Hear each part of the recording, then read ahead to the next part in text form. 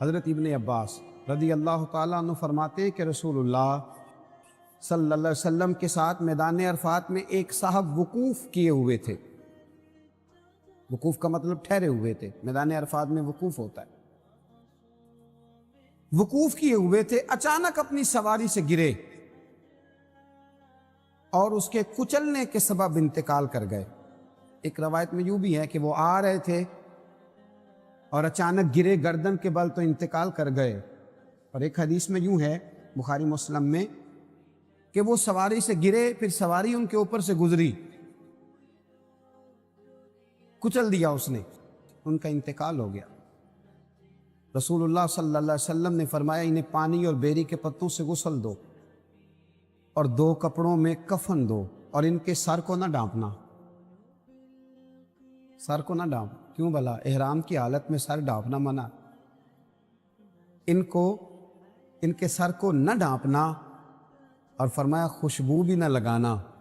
کیوں؟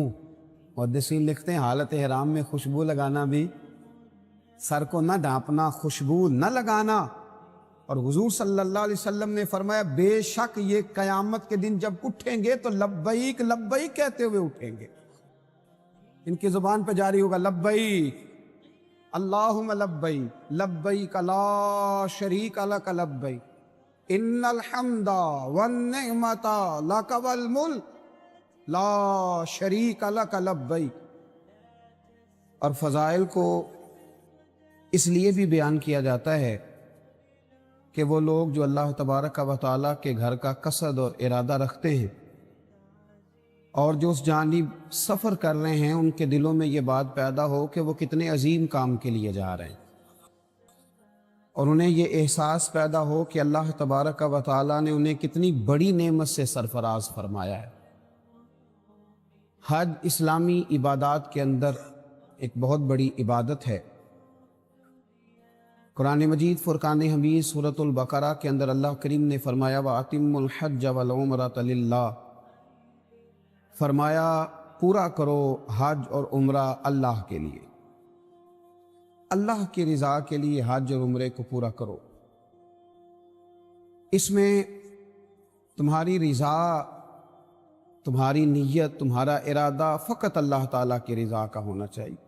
ویسے تو تمام اسلامی عبادات کا ماحصل اور ان کا فلسفہ یہی ہے کہ اس میں اللہ تعالیٰ کی رضا کو پیش نظر رکھا جائے، لیکن یہاں حج اور عمرے کے معاملے میں بالخصوص جس چیز کی طرف زیادہ توجہ دلائی گئی وہ یہ ہے کہ تم نے یہ کام للہ، اللہ کے لیے کرنا ہے۔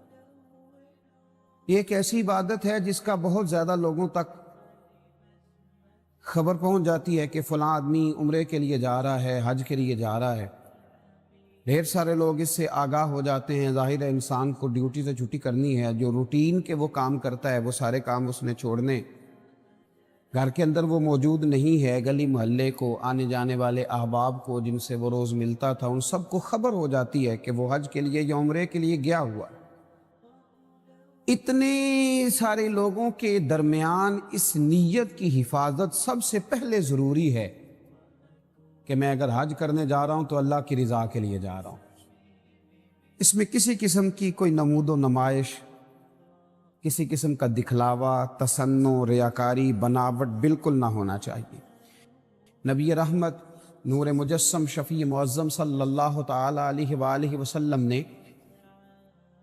حج کے جب فضائل بیان کیے اور حج بیت اللہ کی سعادت حاصل کرنے والوں پر اللہ کے انعام کو جب میرے حبیب کریم علیہ السلام نے بیان فرمایا تو بخاری، مسلم، ابن ماجہ اور ترمذی شریف کے اندر حدیث مبارکہ موجود ہے۔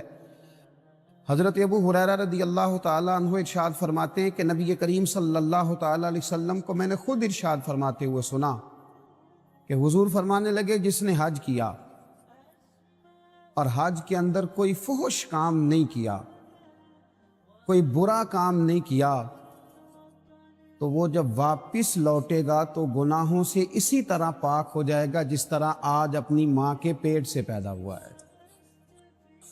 پہلے دن کا بچہ ہے، اس کے ذمہ کوئی غلطی نہیں ہے، کوئی گناہ نہیں ہے، اس کے ذمہ کوئی قرض نہیں ہے، اس کے ذمہ کسی قسم کا کوئی فی الحال حقوق والا معاملہ نہیں ہے، ابھی وہ نابالغ ہے، اس پر کسی قسم کے فرائض لاگو نہیں ہیں، تو جس طرح وہ پہلے دن کا بچہ ہر گناہ سے پاک ہے، ہر حق سے بری ہے، اللہ تبارک و تعالیٰ نے اسے بالکل گناہوں سے پاک رکھا ہوا ہے، اسی طرح یہ شخص جو حج کر کے آیا ہے اللہ اسے بھی سارے گناہوں سے پاک فرما دیتا ہے، اسے پاک صاف کر دیا جاتا ہے۔ اب اس کا ذمہ ہے کہ یہ واپس لوٹے تو حقوق العباد کو ادا کرے، یہ محسوس کرے کہ اللہ تبارک و تعالیٰ نے اب مجھے معاف فرما دیا ہے، اب مجھے پھونک پھونک کر قدم رکھنا ہے، اب مجھے یہ احساس پیدا کرنا ہے کہ میں وہ شخص ہوں جو اللہ کے گھر سے ہو کے آیا ہوں، میں وہ شخص ہوں جو میدان عرفات میں رک کر کے آیا ہوں، جو مینا مزدلفہ کی حاضری سے واپس لوٹا ہوں، جس نے بیت اللہ کا طواف کیا ہے، اور میں وہ سعادت مند ہوں جسے مصطفیٰ کریم نے اپنے روضے پر کھڑے ہونے کا موقع عطا فرمایا ہے۔ اس ذوق کے ساتھ یہ واپس لوٹے اور اس شوق کے ساتھ یہ جائے کہ اس کو بدلنا ہے، اس کو بدلنا ہے۔ ہمارے ایک بزرگ تھے، ایک صاحب حج کے لیے جانے لگے تو ان سے کہنے لگے کہ میاں بوڑھے بھی ہو گئے ہو، عمر کا تقاضا بھی ہے، تو داڑھی شریف کیوں نہیں سجا لیتے؟ کہنے لگے میں جا رہا ہوں انشاءاللہ وہاں سے رکھ کے آؤں گا۔ یہ بھی بہت قیمتی بات ہے، اور بزرگ کسی کو نصیحت بھی کرتے ہیں تو نصیحت بھی اس طرح کرتے ہیں کہ بات دل میں اترنی چاہیے، بندہ قائل ہو جانا چاہیے، گھائل نہیں ہو جانا چاہیے۔ تو کہا بھئی داڑھی رکھ لو، کہنے لگے میں حضرت وہاں سے رکھ کے آؤں گا، حج کے لیے جا رہا ہوں۔ حضرت نے مسکرا کر تھپکی دی، فرمایا بات تمہاری بھی ٹھیک ہے، پر کیا ہی اچھا ہو کہ تم یہاں سے رکھ کے جاؤ اور حضور کی بارگاہ میں وہی چہرہ لے کے جاؤ جو میرے مصطفیٰ کریم کو پسند ہے، یہ کیا اس سے بھی زیادہ اچھا ہو؟ تو جب ہم ساری تیاریاں کر رہے ہوتے ہیں حج کی، تو ہمیں یہ احساس بھی اس میں ضرور ہونا چاہیے کہ میں اگر گھر والوں کا خرچہ دے کے جا رہا ہوں اس لیے کہ میں اپنے گناہ معاف کرانے جا رہا ہوں، تو مجھے کچھ حقوق العباد کا بھی خیال رکھ کے جانا چاہیے، مجھے قرضے بھی ادا کرنے کی کوشش کرنی چاہیے، میرے ذمے جن لوگوں کے حقوق ہیں مجھے وہ بھی ادا کرتے ہوئے رخصت ہونا چاہیے۔ یہ سارا احساس بھی ہمارے دلوں کے اندر پیدا ہونا چاہیے، اس لیے کہ جب ہم نے واپس لوٹنا ہے تو ہمارے گناہ رب کریم نے اپنے فضل سے معاف فرما دینے۔ اب جب گناہوں کی معافی ہو جائے گی تو ظاہر ہے کہ حقوق العباد کا معاملہ ایسا ہے جس کے لیے کوشش کرنا پڑتی ہے۔ تو اللہ کے محبوب صلی اللہ علیہ وسلم نے حج کے فضائل کو بیان کیا۔ بعض احادیث ایسی ہوتی ہیں جن میں رکت ہوتی ہے، جن میں ذوق ہوتا ہے، جن میں بیان کرنے والے پر ایک کیفیت طاری ہوتی ہے۔ حضرت سیدنا ابن شماسہ رضی اللہ تعالیٰ عنہ، کہ رسول کریم صلی اللہ علیہ وسلم کے صحابی ہیں، یہ فرماتے ہیں کہ حضرت سیدنا عمر بن عاص رضی اللہ تعالی عنہ کے ہاں ہم حاضر ہوئے، حضرت عمر بن عاص کے ہاں ہم پہنچے، حضرت ابن شماسہ کہتے ہیں، اور فرماتے ہیں ہم اس وقت پہنچے جب ان پر نزع کا عالم طاری تھا، جب وہ دنیا سے جا رہے تھے، اس وقت ہم ان کی بارگاہ میں حاضر ہوئے۔ کہتے ہیں وہ کافی دیر تک روتے رہے اور کہنے لگے، روتے روتے ایک بات سنانے لگے، یہ عام آدمی بات نہیں سنا رہا، ایک تو صحابی ہیں اور دوسری کمال کی بات یہ ہے کہ دنیا سے رخصت ہو رہے ہیں۔ حضرت ابوبکر صدیق رضی اللہ تعالیٰ عنہ فرمایا کرتے تھے کہ یہ ایسا وقت ہوتا ہے دنیا سے جاتے ہوئے کہ بہت بڑا جھوٹا بھی سچ بولنا شروع کر دیتا ہے، دنیا سے جانے لگتا ہے تو بہت بڑا جھوٹا بھی سچ بولتا ہے۔ حضرت عمر بن عاص رضی اللہ تعالیٰ عنہ رونے لگے، اور جناب نے ابن شماسہ رضی اللہ تعالیٰ عنہ فرماتے ہیں وہ کہنے لگے کہ میری تیمارداری کرنے آنے والوں تمہیں ایک بات نہ سناؤں؟ ہم نے کہا محبوب کریم علیہ السلام کے غلام سنائیے۔ تو حضرت عمر بن عاص رضی اللہ تعالیٰ عنہ فرمانے لگے جب اللہ تعالیٰ نے میرے دل کے اندر اسلام کا شوق پیدا کیا، جب اللہ نے میرے دل میں ہدایت کا نور پیدا کیا تو میں نبی کریم کی بارگاہ میں بیعت کے لیے حاضر ہوا۔ فرماتے ہیں میں نے حضور کی بارگاہ میں عرض کی یا رسول اللہ میں کلمہ پڑھنے آیا۔ مجھے بیعت اسلام کی سعادت عطا کریں، تو کہتے ہیں نبی کریم علیہ الصلوۃ والسلام نے مجھ سے فرمایا ہاتھ بڑھاؤ۔ کہتے ہیں میں نے ہاتھ آگے بڑھانے کی بجائے ہاتھ روک لیا۔ محبوب دو عالم صلی اللہ تعالی علیہ وسلم نے فرمایا عمر بن عاص ہاتھ روک لیا ہے۔ عرض کی یا رسول اللہ ایک بات دل میں آ گئی۔ حضور ایک عرض ہے، شرط نہیں، ایک عرض ہے۔ محدثین نے شرط کے لفظ بھی لکھے ہیں، حضور ایک پینے کو تو پی لوں گا پر عرض ذرا سی ہے۔ یا رسول اللہ میں کلمہ پڑھتا ہوں پر ایک عرض ہے۔ حضور صلی اللہ علیہ وسلم نے فرمایا کیا؟ عرض کی حضور جب پلٹ کر پچھلی زندگی کو دیکھتا ہوں تو خطائیں بہت زیادہ ہیں، کمزوریاں بڑی ہیں۔ یا رسول اللہ صلی اللہ تعالی علیہ وسلم، نامہ اعمال کے اندر جو لسٹ ہے اس میں گناہوں کی فہرست بہت لمبی ہے۔ یا رسول اللہ صلی اللہ علیہ وسلم کیا میں آپ کی زبان فیض ترجمان سے یہ سن سکتا ہوں کہ اللہ میرے پچھلے گناہ معاف کر دے گا؟ حضور آپ مالک جنت ہیں، کیا مجھے یہ بشارت نصیب ہو سکتی ہے؟ تو حضرت عمر بن عاص رضی اللہ تعالیٰ عنہ فرمانے لگے میرے محبوب کریم علیہ السلام نے مجھ سے فرمایا کہ اے عمر تمہیں پتہ نہیں، کیا تمہیں خبر نہیں کہ جب کوئی آدمی کلمہ پڑھ لیتا ہے تو اللہ اس کے پچھلے سارے گناہ معاف کر دیتا ہے؟ اور کیا تمہیں خبر نہیں کہ جب کوئی آدمی دین کے لیے ہجرت کرتا ہے تو اللہ اس کے پچھلے سارے گناہ معاف کرتا ہے؟ اور کیا تمہیں خبر نہیں کہ جب کوئی بیت اللہ شریف کا حج کر لیتا ہے تو اللہ اس کے پچھلے سارے گناہ معاف فرما دیتا ہے؟ تو حضرت عمر بن عاص رضی اللہ تعالیٰ عنہ اس فضیلت کو، اس بات کی اہمیت کو سمجھیے کہ حج بیت اللہ کی فضیلت کو حضرت عمر بن عاص رضی اللہ تعالیٰ عنہ اپنے مرض وصال میں بیان، اور صرف حضرت عمر بن عاص نہیں بلکہ حضرت زازان رضی اللہ تعالیٰ عنہ بیان کرتے۔ دیکھیے کتنے خوبصورت نام ہیں حضور کے غلاموں کے۔ حضرت زازان رضی اللہ تعالیٰ عنہ بیان کرتے ہیں کہ حضرت ابن عباس رضی اللہ تعالیٰ عنہ حضور کے چچا زاد ہیں، فرماتے ہیں وہ بھی جب شدید بیمار ہوئے تو انہوں نے اپنے بچوں کو بلایا اور سب کو اپنے پاس جمع کیا۔ آخری وقت پتہ ہے ہمارے ہاں لوگ کیا وصیتیں کر رہے ہوتے ہیں، فلاں مکان فلاں کا ہے، فلاں جائیداد فلاں کی ہے، فلاں پیسے فلاں کے، یہ سونے کی بالیاں فلاں کی ہیں، اور فلاں جگہ پڑا زیور فلاں کا ہے۔ تو حضرت ابن عباس شدید بیمار ہیں، بچوں کو بلایا اور وصیت کیا کرتے ہیں؟ کہتے ہیں میرے بچوں میں نے نبی کریم علیہ السلام سے ایک بات سنی ہے، میں جاتے ہوئے تمہیں بتا کے جانا چاہتا ہوں۔ عرض کی ابا جی بتائیے، دادا جی بتائیے۔ تو حضرت ابن عباس فرمانے لگے رسول اللہ صلی اللہ علیہ وسلم نے ارشاد فرمایا جو شخص مکہ مکرمہ سے پیدل حج کے لیے نکلا، حتیٰ کہ حج کر کے واپس لوٹ آیا، اللہ تبارک و تعالی اس کے ہر قدم کے عوض 700 نیکیاں لکھتا ہے، اور اس کی ہر نیکی حرم کی نیکی کے برابر ہے۔ تو بچوں نے فوراً عرض کیا کہ ابا جی وہ حرم کی نیکی بھی بتا دیں کتنی ہوتی ہے۔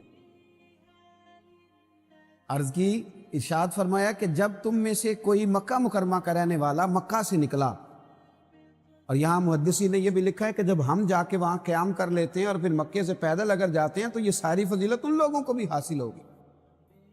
حضرت ابن عباس فرمانے لگے مکے کا کوئی رہنے والا اگر مکہ مکرمہ سے نکلا اور پیدل حج کے لیے وہ پہنچا تو حج کر کے واپس لوٹ آنے تک ہر قدم پر اللہ 700 نیکیاں عطا کرے گا، اور اے میرے بچوں یہ ہر نیکی حرم کی نیکی کے برابر ہوگی۔ اور اس کی ابا جی حرم کی نیکی بھی بتا دیں، فرمایا ایک نیکی 1,00,000 کے برابر ہے۔ گویا اللہ اسے ایک قدم پر 7 کروڑ نیکیاں عطا فرمائے گا، ہر قدم پر اللہ اسے 7 کروڑ نیکیاں عطا فرمائے گا اللہ کریم اسے۔ تو صحابہ کرام نے حج کو اتنی اہمیت دی، اتنی فضیلت اس کی سمجھی، اس کا اتنا بڑا درجہ سمجھا۔ حضرت فضیل بن عیاض رحمت اللہ تعالیٰ علیہ فرمایا کرتے تھے کہ میں ایک ایسے شخص کو بھی جانتا ہوں، اگرچہ وہ مکے سے بہت دور کا رہنے والا نہیں تھا، پر جب وہ مکہ شریف آیا نا حج بیت اللہ کی سعادت حاصل کرنے، تو وہ اس ذوق سے نکلا کہ ہر 2 قدم پر اس نے 2 نفل ادا کیے، ہر 2 قدم پر اس نے 2 نفل پڑھے. اللہ کرے ہمیں سمجھ آئے اس بات. یعنی حج کرنے جا رہا ہے, ہمارے ہر 2 قدم پر ایک نئی فوٹو آ رہی ہوتی ہے. ہر 2 قدم پر اس نے 2 نفل پڑھے. حضرت فضیل بن عیاض کہتے ہیں میں نے اس سے کہا کہ اس انداز میں حج, کہتے ہیں وہ رو پڑا. کہنے لگا وہ سوچتا ہوں میں کہاں اور رب کریم کا گھر کہاں. اس نے بلایا ہے تو میں ہر قدم پر شکر ادا کرتا ہوا جا رہا ہوں. ہر لمحہ اس کی بارگاہ ناز میں میرا وجود سپاس گزار ہے. میرے وجود کے رونگٹے بھی اس کا شکر ادا کرتے ہیں. میں کہاں اور مالک کا گھر کہاں. اس نے بلا لیا. تو حج بیت اللہ اتنی عظمت اور اتنی فضیلت والی چیز کہ میرے نبی رحمت نور مجسم شفیع معظم صلی اللہ تعالی علیہ وآلہ وسلم کے پیارے اور لاڈلے نواسے حضرت امام حسن بن علی رضی اللہ تعالی عنہما فرماتے ہیں کہ ایک شخص نہ نبی کریم علیہ السلام کی بارگاہ میں حاضر ہوا تو اس نے عجیب ہی سوال پوچھ لیا. امام حسن روایت کرتے, عرض کرنے لگا یا رسول اللہ صلی اللہ علیہ وسلم میں ایک کمزور دل آدمی اور ضعیف بھی ہوں, تو یا رسول اللہ میں سخت کام نہیں کر سکتا, میں جہاد وغیرہ نہیں کر سکتا. ایک تو میں ضعیف ہوں اور دوسرا دل کا بڑا کمزور ہوں, میرے ذمہ سخت کام نہیں ہونا چاہیے. تو حضور کوئی ایسا کام, جہاد کا مجھے شوق ہے پر میں کر نہیں سکتا, کمزور دل ہوں. تو میرے حبیب کریم علیہ السلام نے فرمایا میں تمہیں ایسے جہاد کی طرف نہ لے چلوں, ایسے جہاد کی طرف تمہاری رغبت نہ دلاؤں جس میں ہتھیار ہی نہ اٹھانا پڑے اور جہاد بھی ہو جائے. عرض کی حضور وہ کون سا جہاد ہے؟ فرمایا جا کے بیت اللہ شریف کا حج کر کے آ. یہ ایسا جہاد ہے کہ جس میں تلوار بھی نہ اٹھانی پڑے گی لیکن تمہیں مجاہد فی سبیل اللہ کا اجر دے دیا جائے گا. میرے نبی کریم صلی اللہ تعالی علیہ وسلم نے حج کے فضائل بیان کیے. لیکن نا اگر حضور کی زبان سے کسی چیز کا خالی نام بھی نکل جائے تو وہ بڑی شانوں والی ہو جاتی ہے. قرآن مجید کسی چیز کا اشارتاً بھی تذکرہ کر دے تو وہ شانوں والی ہو جاتی ہے.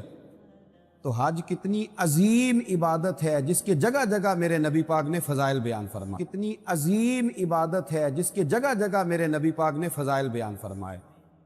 اور حضور نے ترغیب دلائی, نبی پاک صلی اللہ تعالی علیہ وسلم نے ترغیب دلائی. اور ایک حدیث تو ایسی ہے کہ جھوم جاتا ہے انسان کا وجود, اس کی روح جھوم جاتی. کوئی کہتا ہے میں فلاں سیاسی جماعت ہوں, کوئی کہتا ہے میں فلاں سیاسی جماعت ہوں, کوئی کہتا ہے میں فلاں صوبے کی جماعت ہوں, کوئی کہتا ہے میں کچھ ہوں. حضرت جابر ابن عبداللہ رضی اللہ تعالیٰ عنہ فرماتے ہیں کہ نبی کریم صلی اللہ علیہ وسلم نے فرمایا حج اور عمرہ کرنے والے اللہ کی جماعتیں. اللہ اکبر, یہ کس کی جماعت ہے؟ اللہ اکبر. حج اور عمرہ کرنے والے یہ اللہ کی جماعت ہیں, حج اور عمرہ کرنے والے. اور کیا خوبصورت لفظ ہیں حدیث پاک کے, اللہ کرے یہ دلوں میں بیٹھ جائیں. اور پھر روح جو ہے وہ آواز نکالے گی کہ یا اللہ جلدی جلدی حج کی سعادت عطا فرما. فرمایا حج اور عمرہ کرنے والے اللہ کی جماعتیں ہیں. فرمایا اللہ ان کو بلاتا ہے, یہ حاضر ہوتے ہیں, تو وہ جو اس سے مانگتے ہیں رب اپنے فضل سے انہیں عطا کرتا ہے. یہ اللہ کی جماعتیں ہیں, اللہ بلاتا ہے تو حاضر ہوتے ہیں, اور پھر جو مانگتے ہیں رب اپنے فضل سے. اور ایک حدیث پاک میں تو حضور صلی اللہ تعالی علیہ وسلم نے یوں بھی ارشاد فرمایا جب صحابہ کرام علیہم رضوان نے عرض کیا نا یا رسول اللہ صلی اللہ علیہ وسلم حج کی فضیلت کیا ہے؟ نبی پاک علیہ السلام نے فرمایا کہ اللہ تعالیٰ کے پیغمبر حضرت داؤد علیہ السلام نے اللہ کی بارگاہ میں عرض کیا تھا الہی تیرے بندے تیرے گھر کی زیارت کو جب آتے ہیں تو انہیں کیا اجر عطا فرماتا ہے؟ یہ جو آ گئے اتنے سارے, تو انہیں کیا اجر عطا کرتا ہے؟ اتنے سارے بندے تیری بارگاہ میں حاضر ہو تو کیا اجر عطا کرتا ہے؟ اللہ اکبر. تو اللہ کریم نے فرمایا کہ ہر زائر کا حق ہوتا ہے کہ جس کی زیارت کرنے آیا ہے اسے کچھ نہ کچھ عطا کرے. فرمایا اے داؤد ان بندوں کا مجھ پر حق ہے, یہ اس کی شان کریمی ہے. ورنہ اس پر کس کا حق ہے؟ فرمایا میرے بندوں کا مجھ پر حق ہے، دنیا میں انہیں خیریت اور عافیت عطا کروں گا، اور جب قیامت میں مجھ سے ملیں گے تو ان کی بخشش کر دوں گا۔ یہ جو میرے گھر کی حضرت فضیل بن عیاض ایک بڑی شاندار بات کرنے لگے۔ ایک دن حاجیوں کے بہت بڑے جرمٹ کو دیکھا، بہت بڑا رش دیکھا حضرت فضیل بن عیاض، تو رونے لگے۔ ایک صاحب قریب کھڑے تھے تو کہنے لگے حضور آپ رو کیوں رہے؟ تو آپ فرمانے لگے دعائیں ساری قبول ہو گئی ہیں اس لیے رو رہا ہوں، ساری دعائیں قبول ہو ساری۔ اس نے کہا حضرت آپ کو کیسے پتا چلا ساری دعائیں قبول ہو گئی؟ فرمایا مجھے اپنے رب کی رحمت اور اس کا کرم نظر آ رہا ہے، دعائیں قبول ہو گئیں۔ کہا کس طرح؟ آپ فرمانے لگے یہ ہزاروں لاکھوں لوگ آئے ہیں، مجھے بتلاؤ اتنے لوگ اکٹھے ہو کہ اگر کسی دنیا دار کے دروازے پہ جائیں گے تو وہ مانے گا کہ نہیں مانے گا؟ وہ شخص بھی رونے لگا، کہنے لگا حضور بالکل مانے گا۔ تو فرمایا ہم تو رب کریم کے دروازے پہ آئے ہیں، وہاں تو ایک بندہ جا کے آنسو بہا دے تو وہ مان لیا کرتا ہے، ہم تو لاکھوں ہزاروں آئے ہیں۔ میرے دل میں احساس پیدا ہوا ہے کہ رب سب کی دعائیں قبول فرمائے گا، سب پر فضل کرے گا، سب کے لیے رحمت فرمائے گا۔ حج اتنی بڑی سعادت ہے، اتنی بڑی نعمت ہے، اتنی بڑی عظمت ہے، بس حاجی کو سمجھنا چاہیے، ان فضائل کی روشنی میں اسے خیال کرنا چاہیے کہ میں کون ہوں، میرا مقام کیا ہے، مجھے بلایا گیا ہے، مجھے دعوت دی گئی، میں اللہ کی بارگاہ میں حاضر ہو رہا ہوں، میں کسی معمولی سفر پر نہیں جا رہا، میں کسی عام فلائٹ پہ سوار نہیں ہوں، یہ کوئی عام سا روٹین کا کوئی ماحول نہیں ہے، میں وہ ہوں جسے رب کریم نے اپنی بارگاہ ناز میں حاضر ہونے کا موقع دیا ہے۔ میں اس کے گھر کا دیدار کروں گا، میں اس کے گھر کی زیارت کروں گا، میں حجر اسود کے بوسے لوں گا، میں آب زمزم کے جام پیوں گا، میں جب عرفات میں جاؤں گا تو رب کریم سارے گناہوں کو معاف فرمائے گا، میں اس کی بارگاہ ناز میں حاضر ہونے کے لیے جا رہا ہوں۔ میرے نبی کریم رؤوف الرحیم سید عالم صلی اللہ علیہ وسلم نے فرمایا اللہ حاجی کی بھی مغفرت فرماتا ہے، اور حاجی جس کے لیے دعا کرتا ہے اللہ اس کی بھی بخشش فرماتا ہے۔ اب دیکھیے نا، میدان عرفات میں جو سب سے زیادہ کرنے والا کام ہے وہ دعائیں کرنے والا ہے۔ میدان عرفات کی کوئی لمبی چوڑی عبادت نہیں ہے، 2 رکعتوں کی نماز ظہر ہے، 2 رکعتوں کی نماز عصر ہے، وہاں کرنا کیا؟ دعا، کھل کے دعا، کھل کے۔ حضرت ابراہیم ابن ادم کو لوگوں نے دیکھا کہ اتنی دعائیں مانگتے، اتنی دعائیں مانگتے، اور ایک دعا جب ایک دفعہ مانگ لیتے تو دوبارہ اس کو دہراتے ہی نہیں۔ میدان عرفات میں مانگتے جا رہے ہیں، مانگتے جا رہے ہیں، مانگتے جا رہے ہیں، ایسے جیسے سامنے لسٹ کھلی ہوئی ہے۔ ایک صاحب نے عرض کی حضور آپ کا میدان عرفات میں میں نے عجیب ہی منظر دیکھا ہے کہ آپ دعائیں مانگتے جا رہے ہیں، مانگتے جا رہے ہیں، اور جو لفظ ایک دفعہ ادا کرتے ہیں دوبارہ ادا نہیں فرماتے، نہیں دعا مانگتے ہیں۔ تو آپ فرمانے لگے دامان کرم بھی تو کھلا ہوا ہے نا، اس کی رحمت کے دروازے بھی تو کھلے ہوئے ہیں نا، یہاں دعا مانگنے آیا ہوں۔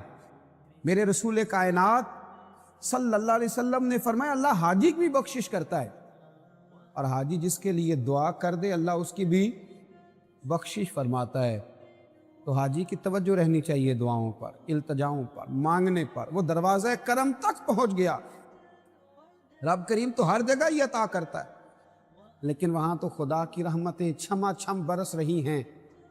خدا را حاجی کسی اور جگہ مصروف نہ ہو جائے، کبھی بھی اپنی توجہ کو بٹنے نہ دے، کبھی بھی دائیں بائیں اس کا ذہن نہ گھومے، پورے انہماک سے، پورے ذوق سے، پورے شوق سے، پوری توجہ سے، پورے پیار سے لگا رہے، رب کریم سے مانگے، دعائیں کرے، التجائیں کرے، اس کی بارگاہ ناز میں حاضر ہے۔ میرے رسول کریم رؤوف الرحیم سید عالم صلی اللہ تعالی علیہ وسلم نے فرمایا، ترغیب و ترہیب میں موجود ہے، فرمایا حاجی اپنے اہل خانہ میں سے 400 افراد کی سفارش کرے گا قیامت کے دن، 400 افراد کی سفارش کرے گا، 400 افراد کی. اصل میں بات بہت بڑی کر دی ہے میں نے. 4 آدمی کو بندہ نوکری لگوا دے تو اس کا چرچا ہو جاتا ہے. جب 4 لوگوں کو حفظ کرا دیا جائے یا 4 بچوں کو عالم بنا دیا جائے تو اس کے پوسٹر چھپتے ہیں اور جگہ جگہ لگتے ہیں. یہ کوئی عام فرمان نہیں، یہ مصطفیٰ کریم علیہ السلام کا فرمان ہے. آپ معمولی بات سمجھتے ہیں، اور آپ جب الجھے ہوئے ہوں، جب آپ پریشان ہوں، جب آپ تکلیف میں ہوں، جب آپ آزمائش میں ہوں، اس وقت جو تسلی کا بول دے اسے بھی پیار ہو جاتا ہے. میدان محشر سے بڑی بھی کوئی آزمائش ہوگی، قیامت کی سختیوں سے بڑا بھی کوئی منظر ہوگا جہاں قرآن کہتا ہے کہ ماں بیٹے کو، باپ بیٹے کو، قرآن و سنت بتاتا ہے بھول جائیں گے لوگ ایک دوسرے کو. اس مقام پر حاجی اپنے آپ کو معمولی نہ جاننا، خبردار کہیں اور نہ کھو جانا، خبردار تیری تصویریں اور تیرا دنیا کو بتلانا اور تیرا ریاکاری اور تسنو کہیں تیرا ذوق نہ ضائع کر دے. سمجھ اس بات کو.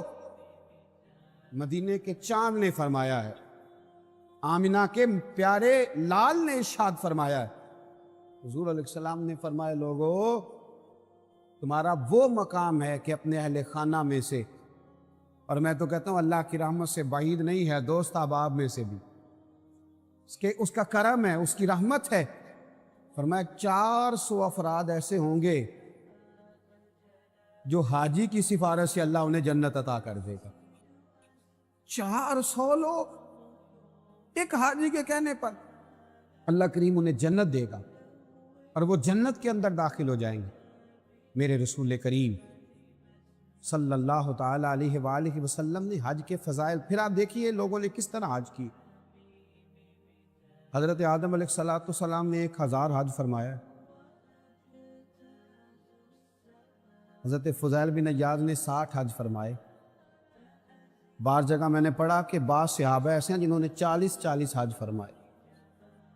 امام حسن اور امام حسین نے، امام